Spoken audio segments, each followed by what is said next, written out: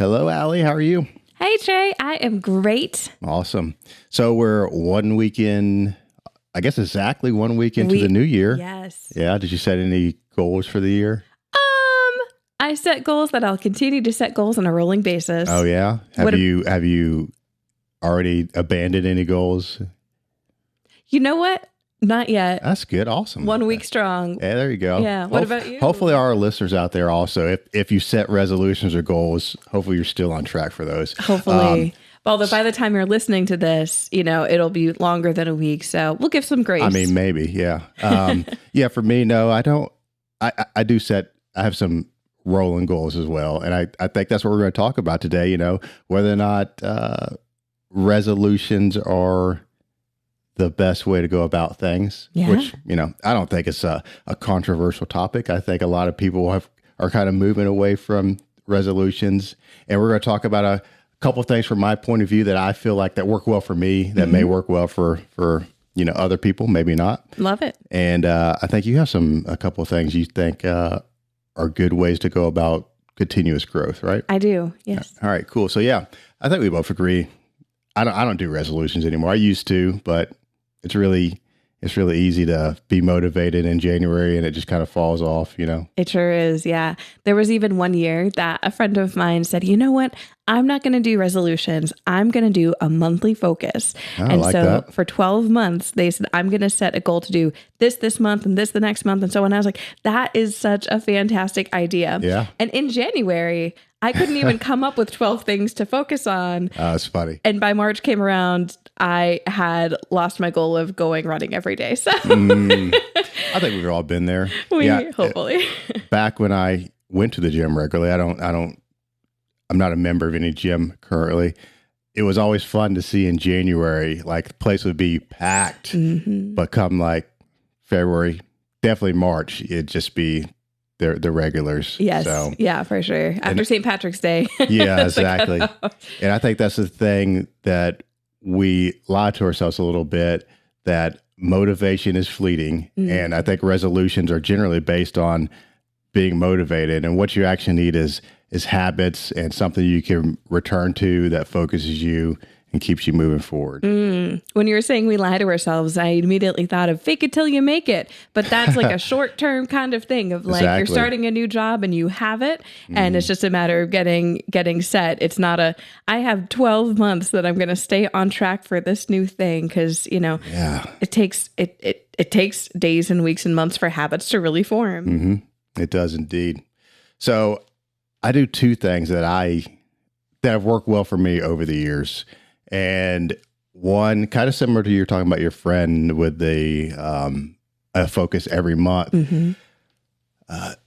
There's this acquaintance I had. He actually went to a gym I was going to, and he was just talking one day about how every year he came up with one thing he wanted to learn.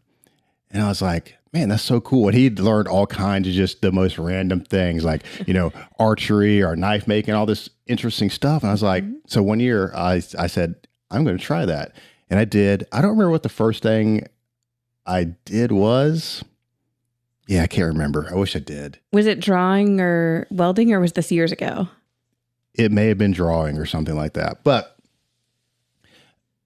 the reason I like it so much is, one, it's very easy to become stagnant just in your career and in life in general and just do the same thing every day. And it kind of forces you, I guess not forces is not the right word. It's an opportunity for you to expand your horizons and learn something new, a new skill set, a new knowledge base, or whatever interests you. Yeah. And I think in today's world, one of the major differentiators between high performers and just the average person is the ability to learn, because things are moving so fast.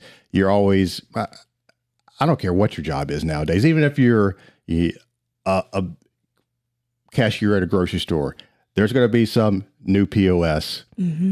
And get your mind out of the gutter. That means point of sale. That's the cash register that you're going to have to learn. Like I remember just a couple months ago going into the local grocery store, they had all new cash registers, and some of the cashiers are like, "Oh, I'm having to learn this thing," and they were very stressed out. But the people who had nimble minds and were able to learn, they were cruising right along. They learned it really fast. And the same thing happens in business and as leaders and as people looking to perform well in our jobs. Having that ability to learn is like a huge asset. And as you go about, if you make a plan every year to learn a new skill, you're just keeping your brain elastic. Yeah. And you're probably hopefully learning a skill that either you'll find you like or is useful in your life or in your occupation. And sometimes you find things, there's been a few skills I tried to learn that I realized I don't like this, but that's good. Mm-hmm. Like I tried something, I learned that, hey, let's not go down this avenue. It's not that much fun. For sure. But it's very rewarding to learn a skill and try to become better at it. I think with that, you're showing that it doesn't always have to be tied to something directly related to your job. It doesn't have to be something directly related to your career, but it could turn into that. It could turn into a passion. It could turn into something there. But indeed, like you said, of just if you're in that mindset of that constant learning, you said going back to it's an opportunity. Mm-hmm. And so being able to see that as you're less tied to this one thing. You're able to have this other avenue, being able to learn that skill. And especially if it's something where sometimes it's going to be something practical that you can do to actually help out with something for around the home, around your family or whatnot. But also it can just give you that new way to use your brain. Mm-hmm. And I think it's better for it not to be super aligned with whatever your primary occupation or job is, just because you want to avoid burnout. Sure. And it gives you an outlet away from work. And that may just be me, but I prefer not to be in that work bucket. It could be adjacent. Like a couple of years ago, I learned how to program, which was really fun. I learned some cool stuff. I thought I would be able to use it a lot at work because I thought it would pair nicely, but we have high IT security, which makes sense. So a lot of the stuff I learned, like it couldn't really use it at work, but it was really fun. It helped me understand a lot of the IT stuff better, a lot of how computer programs work. And honestly, with the rise of AI and everything, I learned that, hey, maybe programming it may not be the best thing to learn right now, or at least maybe it helped me better utilize ChatGPT and AI and see how I could leverage them better and use them like, in an Excel workbook and things like that. But 100%. Most of the stuff I focus on each year has nothing to do with work. And, I like it that way. Okay. Curious minds want to know. And by that, I mean me. What's been your favorite thing that you have learned? And what's been one that you're like, nah, this is not for me? Always put me on the spot. I don't know, like by now I should expect this, but it's always a shock to me. It's how our listeners know we're not scripted. Yeah. No, I think all the ums and likes is how they know we're not scripted. That's a good question. So the one I like the most and the one I like the least, is that? Yeah. Like the most or utilize the most, and like the least or just gave up on. All right. So we'll start with the bad one, which it actually wasn't bad. Super fun. I just learned how hard it was and that I was in over my head, naive, and egotistical. But one year I decided to learn how to weld. And for the audience members out there that don't know a lot about welding, there's several different types of welding. One is stick welding, which is, I'm not going to say easy, but it's probably the lowest barrier to entry. It's the least expensive, has not in a negative way, has the least, like, it's not as technical. Then there's MIG welding, which again, a little higher barrier to entry as far as price point, and there is a little more technique involved, but still it's not super technical. And one of the third types, and I'm sure there's more than 3 types, so don't hammer me in the comments if your job is you're like a high paid welder or anything. Well, you did say you stopped welding, so you got to 3. So the third type is called TIG welding, and it's what they use in like aerospace and like super precision machining and everything like that. High barrier to entry, it's relatively expensive, super technical. which do you think I decided I wanted to learn? Knowing you, TIG welding. Of course. Yeah, I went for the hardest one.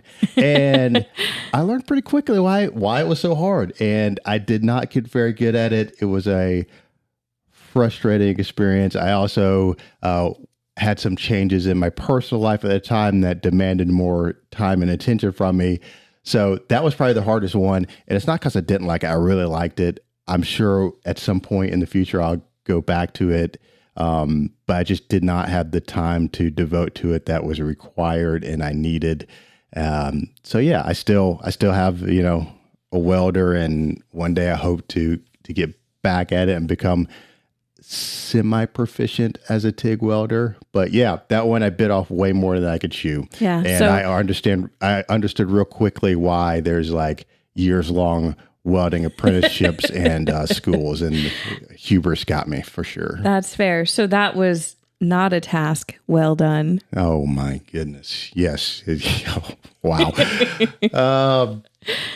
And the one I like the most, that's tough. Yeah. I don't know. There's been several that I still, it just became, a habit. Last year, I've always known how to sharpen knives, but last year I decided I want to get to where I could sharpen a knife and it's just scary sharp. I'm not quite there yet, but I've gotten to where I can freehand sharpen a knife pretty well, and it's fun. So should do the scream sound. I'm not going to, but so yeah. So those are that was definitely the least, I wouldn't say least enjoyable one, but the one I did the least well at, and one I enjoyed. I don't know if it's the best because I'm sure there's some I'm forgetting about, but yeah. Yeah. That's interesting. And I, honestly, even as you were talking about the quick overview of welding and the different types and the different entry points and levels, I think that's something that you can carry on with just any type of development, self-improvement, things of figuring out, okay, I'm learning about this thing. Let me understand baseline. What are the different levels? What are the different levels of engagement in this?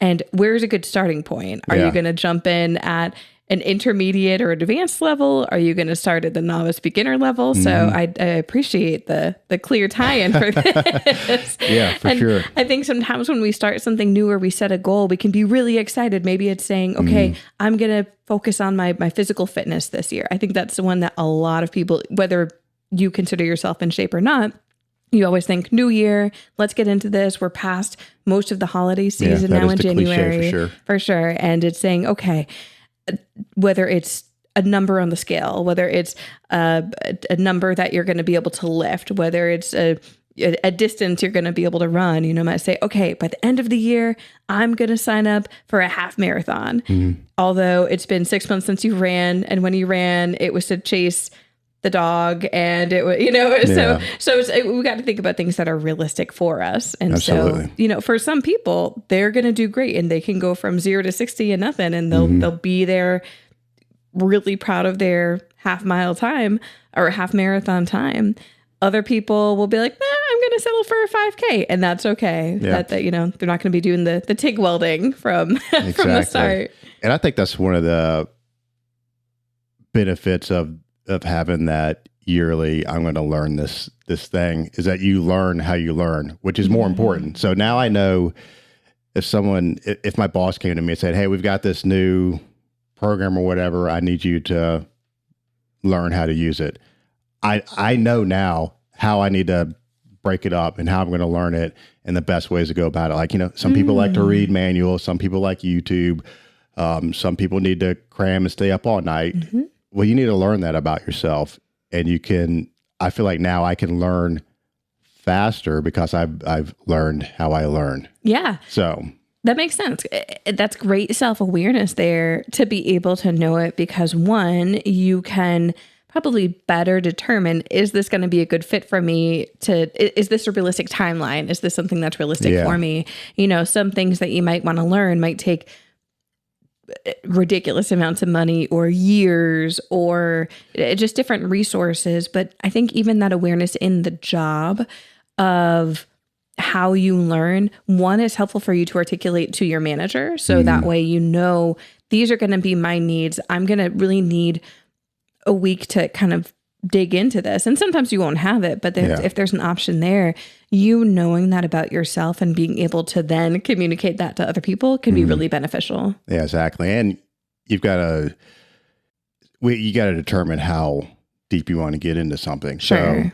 So if today I said, hey, I want to learn bass guitar this year, I know how far I could get within reason. Like, I'm not going to be touring with a band, you know, at the end of the year, but I can get to where I can probably play some cool riffs and impress somebody. So you got to kind of set those goals and have realistic expectations of yourself.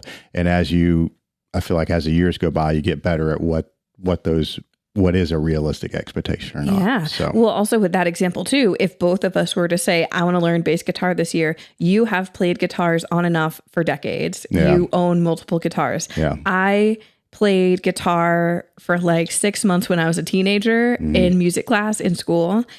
And that's the extent of it. Yeah, so our journeys are going to be very different. For sure. And coming at different entry points. Right. So yeah, that's one thing I do instead of a New Year's resolution. It's each year I hone in on a skill and make a plan to attack that skill and get to wherever I feel like I can get by the end of the year. I love it. Yeah. So the second thing I do ties in, not really. It's related.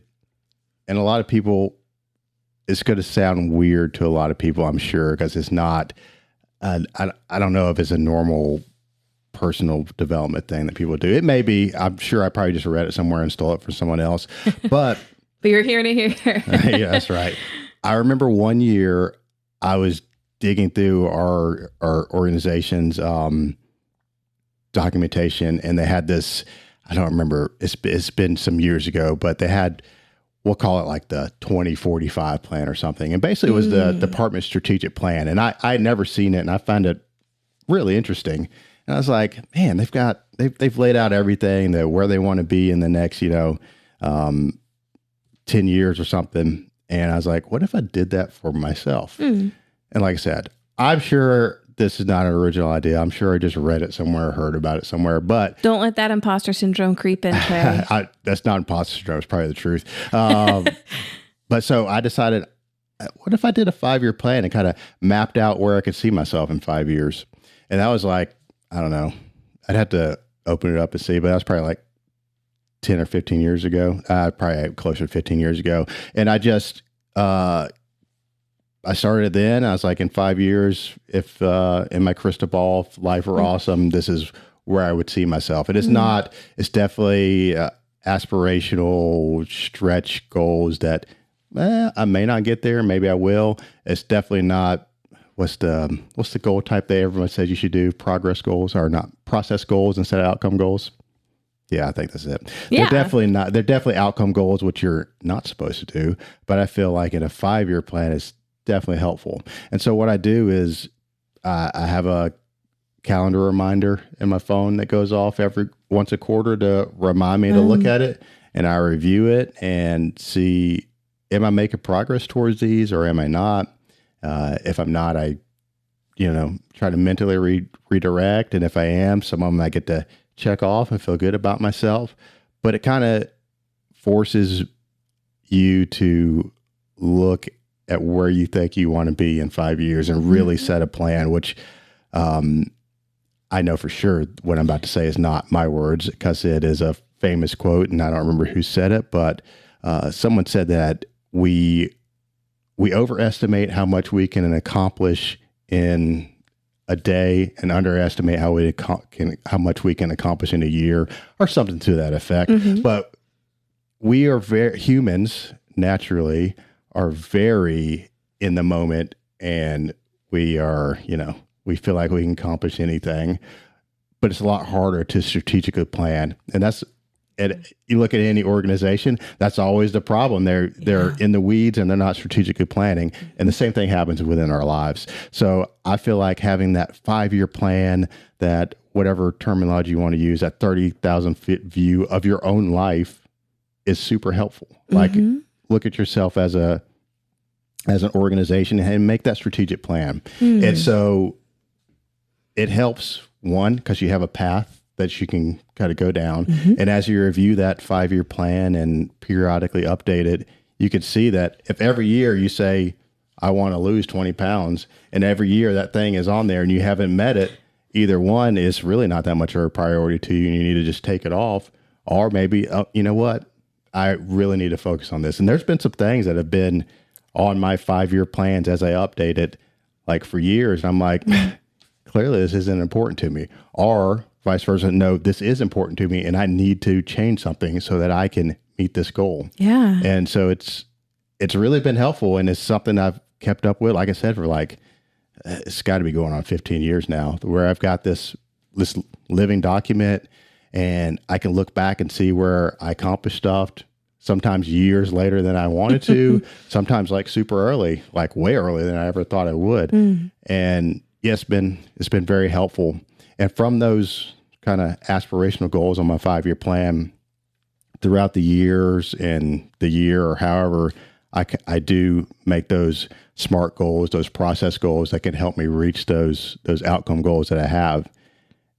And like I said, they're, have you ever heard the term big, hairy goal or something like that? Maybe, but anyways, remind me. It's not a term. It's some authors' terminology for the type of goals that like kind of scare you and that you may not be able to accomplish. Those are the kind of goals I have in my 5-year plan. They're not necessarily goals. Some of them aren't things that I have any control over, but it's just like, hey, this will be cool, Yeah. And it's super helpful. So I really think that's one thing that is better than a resolution, is having that map out your life that you want. And if you have to see it in black and white, it makes it, it's a good reminder of where you want to be. So for sure. I think that beats my random shower thoughts that I put into a note on my phone that disappears into the ethos, or waiting until my boss is like, hey, what are your plans for the year? The annual evaluation. Well, to be clear, some things that end up on my 5-year plan are just random shower thoughts. So I just happen to put them in a document and make sure I look at it at least 4 times a year. There you go. Yeah. But even that is a big thing. And something that stands out for me too there is you gave the example of, let's say you have this goal that after year after year after year, you're not doing it. It's not that it's not a priority. It's just you haven't been able to do it. I think in the same way that an organization might struggle with strategic planning, they outsource and they might hire a consulting firm to come in and help with that. Yeah. I think you can outsource stuff in your life too. And that could be people pursuing coaching, pursuing some of that as well. I absolutely have. I've hired coaches or gone to classes in pursuit of things on my 5-year plan that I would not be able to accomplish by myself. So absolutely. Yeah. Yeah. I think that sometimes when people think of resolutions, they think of something that is me, myself, and I, but just remembering the value in also knowing, hey, this is something that I need to tap in other folks for as well. Absolutely. Okay. Do you need to go and we can finish up? I have just like a couple quick thoughts that I think I can share. Okay. Here too. It's something that stands for me. And again, both coming from the coaching lens, but also thinking for people just employed and how this can look in maybe more of a, whether it's day to day or it is longer term. But, we have these times where questions about planning and goals come up. A lot of that is related, as I mentioned before, annual evaluations and appraisals. And it's kind of thinking of, what's a goal for this year, for the next 3 years or 5 years, and being able to, even if to your point, sometimes they're not going to be those process goals. They're not going to be all SMART goals all laid out, but thinking, what is it you want that to be? Do you want to learn a new skill that's going to help you in your current role or in your next role? Do you want to take the leap? And I think what can be helpful is just thinking about almost anything can be helpful for you to take on. So if it's something of saying, okay, I know that I want to get some type of credential, some type of certificate or formal education, or even just attend a class, something that can be helpful for me. I'm not quite sure what area it's in. Well, you have a starting point. And, maybe your goal for the first year is research what's relevant for my current industry or the one that I want.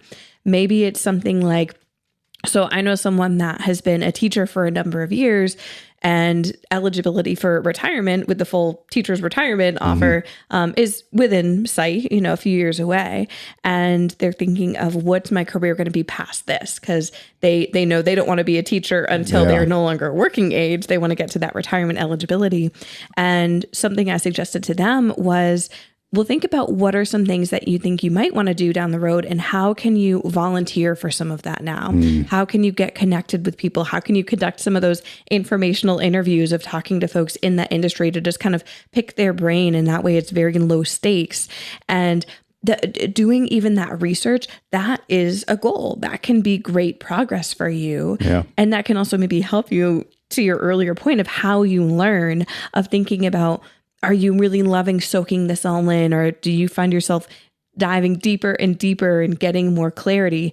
Do you get clarity in the sense of, ooh, I do not want to do this. I do not enjoy this. Whether it's, maybe something that if even the research part of it is stressful for you, that's good alignment. That if it's something that is very needing to go in the weeds or do a lot of research, that's a big part of the job. That might not be job satisfaction there too. But I think whatever you can find of that type of upskilling or opportunity, and I don't want to make it sound like, oh, you're not putting money into it. It's just your time. Your time is valuable. Don't get me wrong. Absolutely. But there could still be ways that you can then prioritize that and invest in yourself.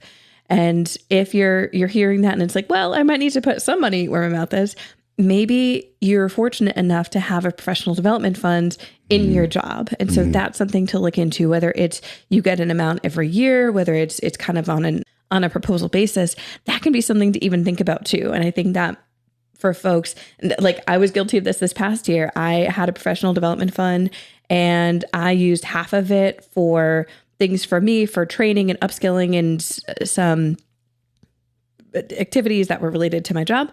But then I had half of it left over. And so in December, I bought a ton of books that, most of them will sit on the shelf nicely and maybe be partially read and all. It wasn't the most, it was not the most strategic plan there, so it was not the most intentional thing. And so, that could be something where, if you have these opportunities, it does take time beyond that. But if you have part of the puzzle is set because you have those funds there, lean into that. Absolutely.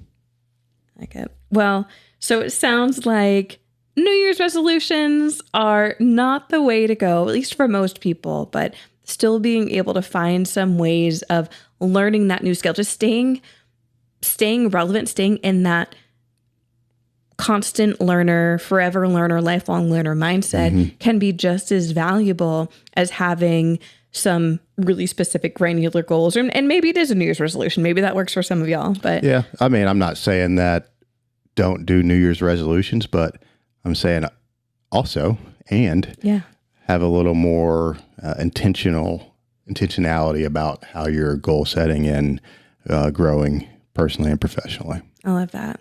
Well, hopefully this has been helpful for you all. Thank you so much, Trey, for sharing your insights there. And I think there's a lot of practical tips in how you've gone about things that can maybe align with other folks. So appreciate that. Well, thanks again, everybody, for joining us for another episode of the Command the Room Coaching Podcast, where we help you grow wiser, lead better, and fly higher. We hope you're off to a great start to the new year. Feel free to leave in the comments if you like New Year's resolutions, if you have any hairy, audacious goals that you're striving for the year. And if you need help with those goals, you can reach out to us at info@commandtheroomcoaching.net. Like, share, and subscribe, and we appreciate y'all. Thanks, everybody.